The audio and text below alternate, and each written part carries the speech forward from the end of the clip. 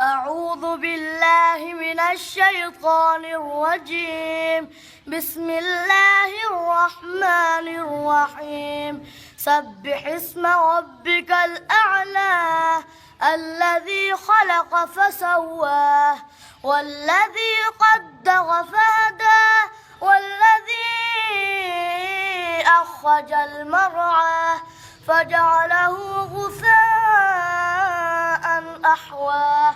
سنقرئك فلا تنسى إلا ما شاء الله إنه يعلم الجهر وما يخفى. ونيسرك لليسرى فذكر إن نفعت الذكرى.